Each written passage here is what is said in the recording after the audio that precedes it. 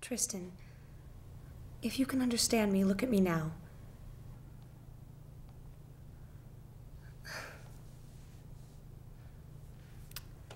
Well, you know when I said I knew little about love?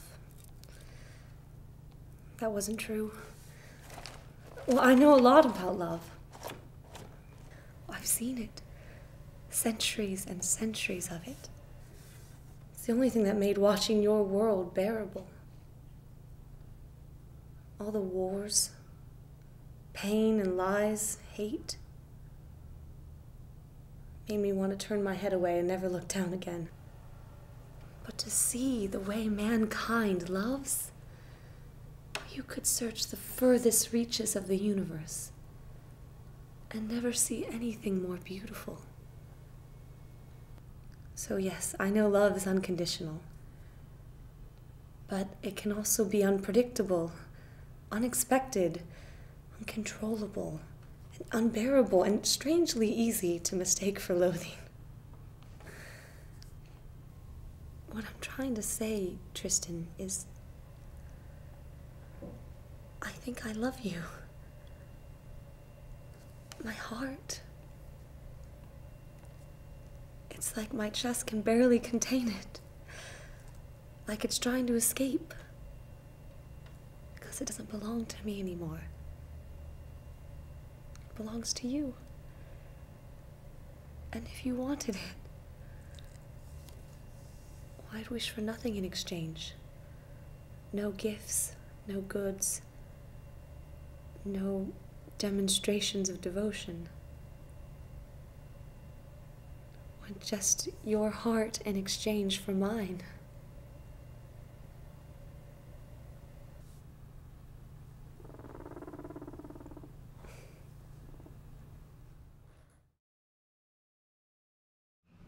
You want to be a what? A horticulturalist. What's wrong with that? Well, don't you have to go outside? Shut up. It's your move. You really don't want to do that. Why not? Because I'll kill it. What if I ask you not to? I'd still kill it. You'd sort of be begging me to. So... beer. I bet you never had a beer. I've had a beer. On tap? No, not on tap. Then you've never had a beer. You can't do that. Why not? You can't move in a straight line like that. All right. How about you and me go down to the Cloverdilly pub right now? Good beer. Good blues.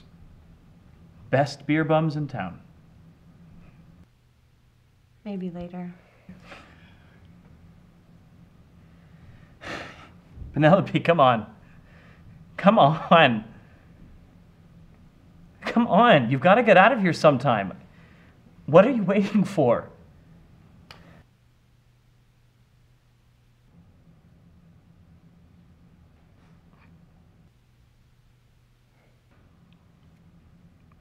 You know what? The truth is, you're probably not missing much. Really? The Cloverdilly pub sounds fun. Yeah. And street fairs? I hear they sell really cool stuff right on the street. Yeah, the vendors are pretty cool too. And the park? The park is great. I used to spend every weekend at the park hanging out on the benches and writing really stupid love songs. Used to? You don't do that anymore? No. What are you doing instead? Beating you at checkers.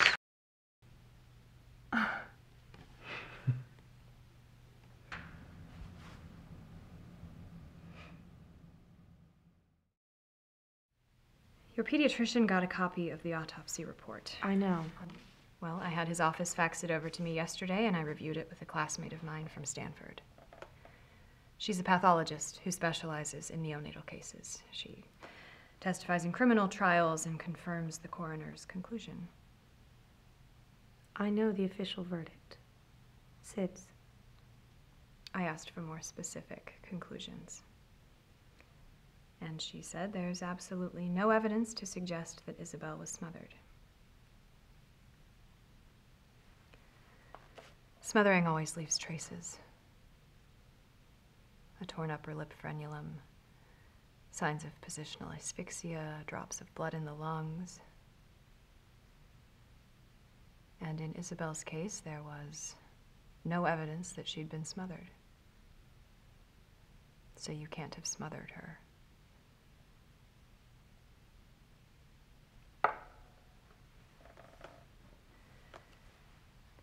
You didn't kill your baby. She died of SIDS. You just had the misfortune of holding her when she died. Your friend's a pathologist? A perinatal specialist. Yeah. She's 100% secure in her conclusions that Isabel died from SIDS, based on the fact that it's scientifically impossible that she died from smothering.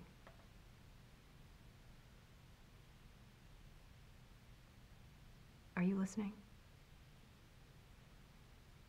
She also said she'd speak with you if you'd rather hear it from her directly, or if you have any other questions.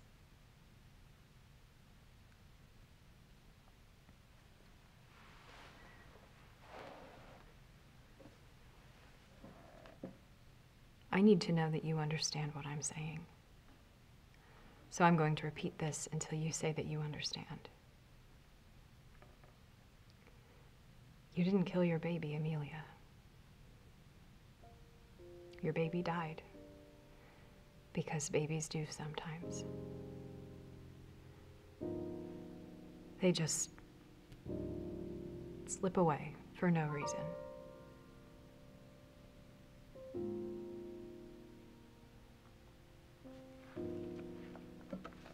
It's no one's fault. It's not your fault. You didn't do anything wrong.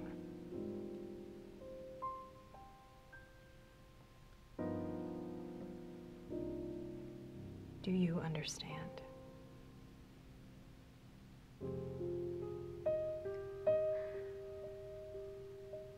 I understand. Good.